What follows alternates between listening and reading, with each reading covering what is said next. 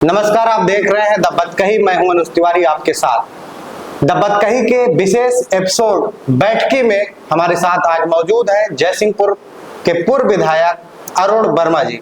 Sir, बहुत बहुत स्वागत है आपका। जी जी, धन्यवाद। सबसे पहला सवाल सर, 2012 के चुनाव में आप जयसिंहपुर से चुनाव लड़ते हैं और एक भारी मतों से आप जीत दर्ज करते हैं जी, तो इस पर आप क्या कहना चाहेंगे सर? देखिए, हम लोगों को माननीय राष्ट्रीय अध्यक्ष श्री अखिलेश यादव जी ने विश्वास जताया, उन्होंने टिकट दिया और हमारे विधानसभा सदर जयसिंहपुर की सम्मानित जनता ने विश्वास मेरे ऊपर करके अपना आशीर्वाद देके और भारी मतों से चुनाव जिताने का काम किया था।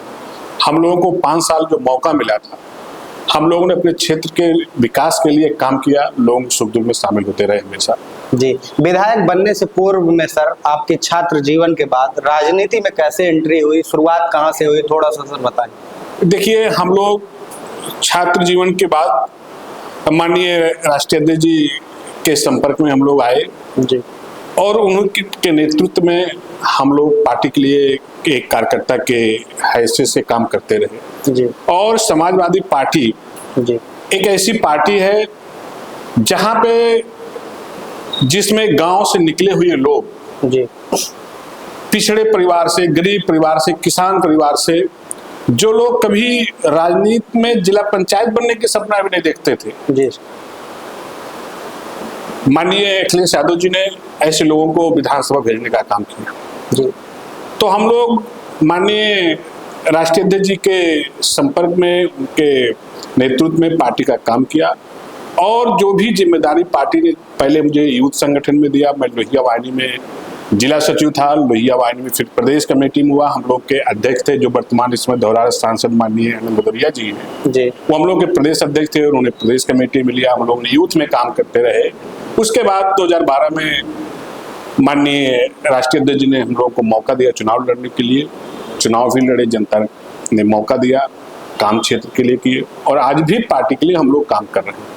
जब अरुण वर्मा जी पार्टी से जुड़े तो क्या वो सपना देखे थे कि मैं विधायक बनूंगा समाजवादी पार्टी? नहीं, ये तो सपना मैंने कभी नहीं सोचा था जी, कि विधायक बनूंगा। जी, हाँ, ये था चूंकि हमारे पिताजी गांव के प्रधान रहे, जी, 3 बार प्रधान रहे, तो एक समाज सेवा की हम लोग मन में हमेशा रहता था कि नहीं, हमको काम करना है, लोगों को बीच जाके काम करना है। ये कभी नहीं सोचा था विधायक बनेंगे। आज के समय में सर जिला पंचायत सदस्य भी 4-4 गाड़ियों से 10-10 गनर लेके चलते हैं। अरुण वर्मा जी एक बार विधायक थे, 3-3 बार समाजवादी पार्टी के प्रत्याशी रहे, लेकिन बड़ा सादगीपूर्ण जीवन आप जीते हैं। क्या अरुण वर्मा जी को भय भवकाल में विश्वास नहीं है? देखिए, भय तो कोई है, जो जितने दिन के लिए आया उतने दिन रह सकता है, तो भय का कोई मतलब नहीं है। भवकाल सर, भवकाल और कितना महत्व रखता है? भवकाल का कोई मतलब नहीं है जी। और मुझे तो ये लगता है कि भाई आप भवकाल किसको दिखाओगे? जी, जिस तरह से क्षेत्र की आम जनता, वैसे में जी, ये तो समाजवादी पार्टी तय करती है। वो किसी को भी, हम भी एक पार्टी के साधारण कार्यकर्ता थे, जिला सचिव से राजनीति शुरुआत किया। जी, पार्टी ने मुझे भरोसा जताया, टिकट दिया, जनता ने विधायक बना दिया। तुम कोई बहुत उस तरह के तो आदमी थे नहीं, तो भवकाल की कोई बात नहीं ना। मैं इससे विश्वास करता हूँ, मैं पार्टी के प्रति ईमानदारी और निष्ठा से काम करता हूँ।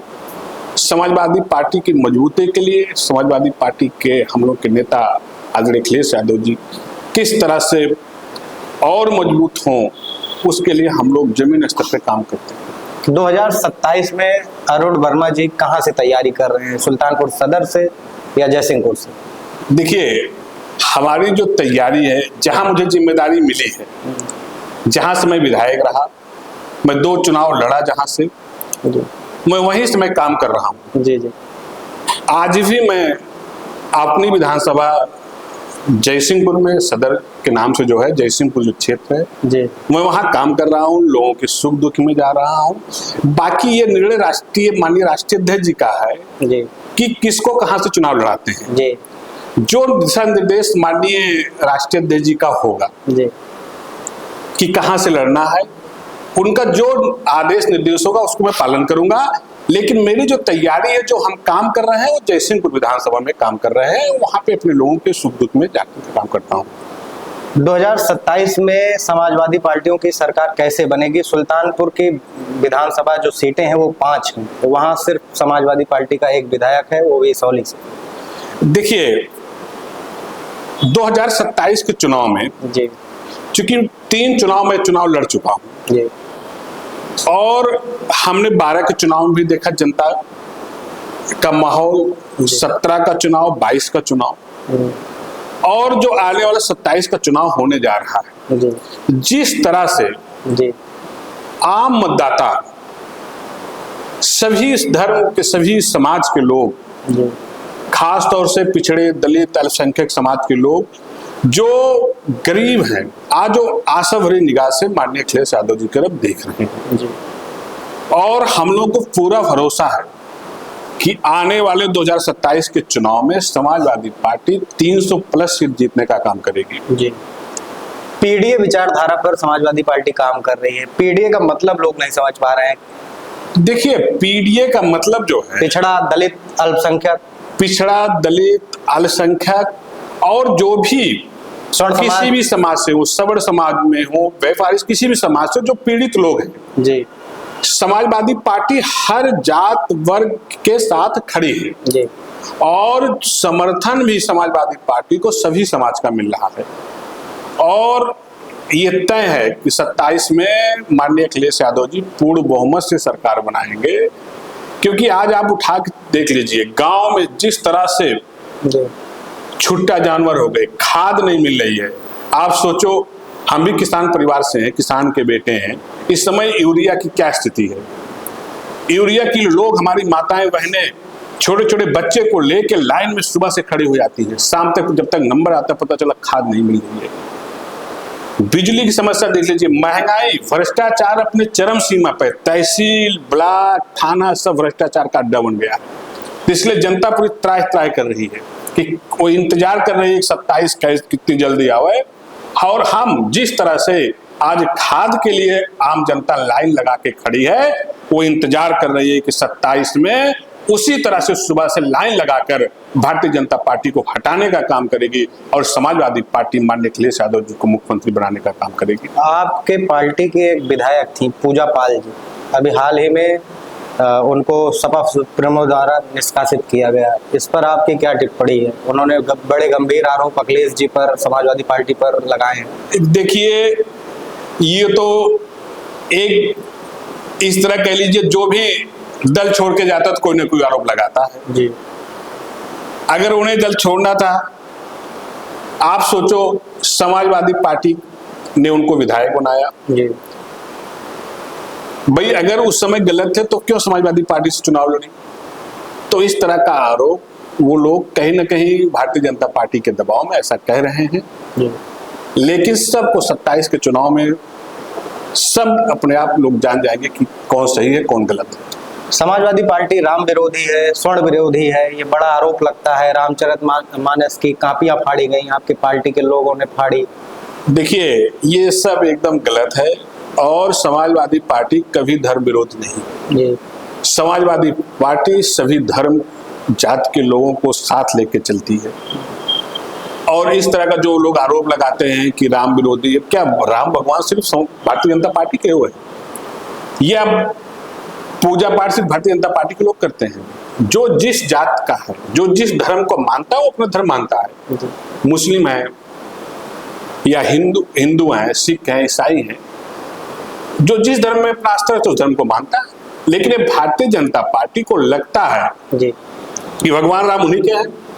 लेकिन आपने लोकसभा के चुनाव में देख लिया कि जिसका इन्होंने पूरे प्रदेश में, देश में इन्होंने राम मंदिर का जो है भारतीय जनता पार्टी राजनीतिकरण करने का काम किया, लेकिन आपने देखा भगवान राम ने अयोध्या ही उनको हरा दिया जी। और समाजवादी पार्टी से हम लोग के नेता आदरणीय अवधेश पासी जी बहुत अधिक चुनाव जीतने का काम किया। सुल्तानपुर में एक सांसद हैं आपकी पार्टी के, राम बुवाल जी, उनकी बड़ी चर्चा रहती है सोशल मीडिया पे। समाजवादी पार्टी के लोग भी उनसे थोड़ा पीड़ित नजर आ रहे हैं कि वो सुल्तानपुर जीतने के बाद आते नहीं हैं, लोगों की सुनते नहीं है, पार्टी कार्यकर्ताओं की नहीं सुनते हैं। देखिए ऐसी कोई बात नहीं है, सांसद जी आते भी हैं और सांसद जी के प्रतिनिधि हैं उनके बेटे, वो लगातार सबके सुख दुख में पहुंचने का काम करते हैं।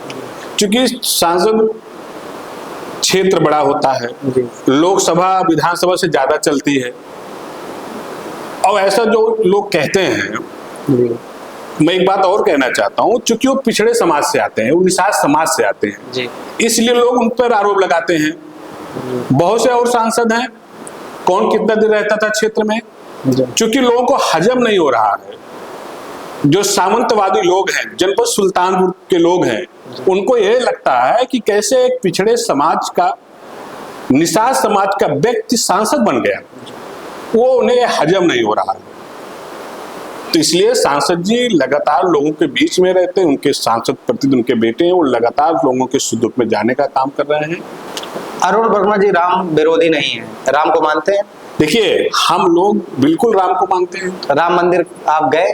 बिल्कुल, देखिए राम मंदिर हम लोग जाते भी, अयोध्या भी गए, हनुमानगढ़ी भी जाते दर्शन करने। नहीं, राम मंदिर बनने के बाद अरुण वर्मा जी राम मंदिर अयोध्या गए? मैं राम मंदिर भी दर्शन करने गया हूँ, हनुमानगढ़ी भी गया हूँ, मैं साईं बाबा भी जाता हूँ, हर जगह ऐसा कोई नहीं है। हम लोग धर्म विरोधी नहीं है जी।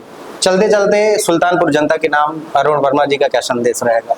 देखिए, सुल्तानपुर जनता का मेरी तरफ से यही संदेश है कि आने वाले 2027 के चुनाव में जी, एक बार फिर जिस तरह से 2024 के चुनाव में सुल्तानपुर की जनता ने इतिहास बनाने का काम किया था, उसी तरह से हम लोग को पूरा विश्वास है कि सुल्तानपुर की सम्मानित जनता आने वाले 2027 के चुनाव में 5 सीट समाजवादी पार्टी जीतेगी और एक बार फिर उत्तर प्रदेश से माननीय अखिलेश यादव जी इस प्रदेश के मुख्यमंत्री बनेंगे। दोस्तों आप देख रहे थे द बतकही का विशेष शो था बैठकी, और हमारे साथ खास बातचीत के लिए मौजूद थे सुल्तानपुर के पूर्व विधायक जयसिंहपुर विधानसभा के अरुण वर्मा जी। सर, आप अपना कीमती समय देने के लिए बहुत बहुत धन्यवाद। जी, बहुत धन्यवाद।